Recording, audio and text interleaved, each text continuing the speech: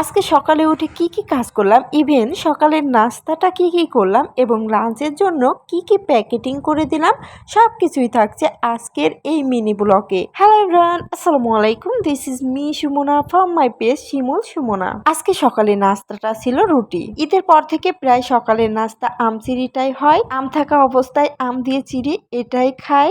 আম চিড়িটা আমারও ভালো লাগে, কিন্তু আমি প্রত্যেক দিন খাই না, আমি রেগুলার ভাতই খাই। কারণ লাঞ্চের জন্য ভাতটা সকালেই আমি রান্না করে নিই। যেহেতু তাদের লাঞ্চের জন্য 1 ঘন্টা টাইম দেয়, সেই টাইমে যদি বাসাতে আসে তাহলে যেতে যেতে টাইম অলরেডি শেষের দিকে হয়ে যায়, একটু রেস্ট করা হয় না। তাই সে খাবারটা প্যাকেটিং করে বাসা থেকেই নিয়ে যায়, কিন্তু মাঝে মধ্যে নিয়ে যেতে চায় না। আমি প্যাকেটিং করে রেখে দিই, কিন্তু সে নিয়ে যায় না। আমার কিন্তু প্রচন্ড রাগ হয় সে টাইমে। যাই হোক, আজকে লাঞ্চের জন্য প্যাকেটিং করে দিলাম ভাত, এবং এটা ছিল পাঙ্গাস মাছের তরকারি।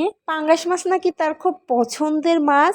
আর এটা ছিল মুরগির সাইডের অংশ, মানে মুরগির চামড়ি পাখা এগুলো ভাজি করেছি। এই তরকারিটা কিন্তু আমার পছন্দের, আমার অনেক ভালো লাগে। মুরগির মাংসের চাইতে এই চামড়িগুলো ভাজি করলে অনেক ভালো লাগে, সাথে যদি একটু ডাউল হয় তাহলে তো জমে খেয়ে। অনেকজন আছে যারা মুরগির এই চামড়িগুলো ডিসলাইক করে, কিন্তু আমি লাইক করি। তো সবকিছু প্যাকেটিং শেষ, এবার ভালোভাবে আমি একটা ব্যাগে রেখে দেব।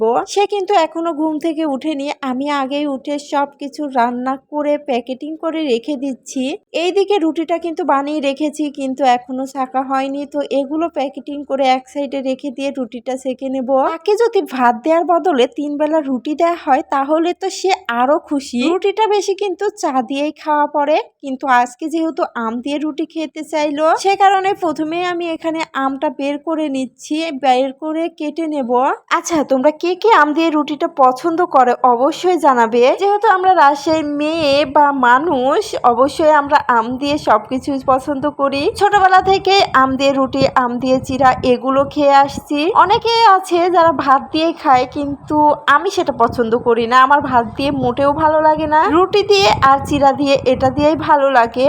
যাই হোক, আমগুলো ধুয়ে এবার কেটে নেব। এক টুরিতেই আমগুলো কাটা হয়ে গেল। তো রুটিও কিন্তু এইদিকে বানানো কমপ্লিট, এখন খেতে দেওয়ার পালা। আমি তো অলরেডি সবকিছুই রেডি করে তার সামনে রেখে দিয়েছি। সে এখন হাত মুখ ধুয়ে এসে খাওয়া দাওয়া করে অফিসের উদ্দেশ্যে রওনা দিল।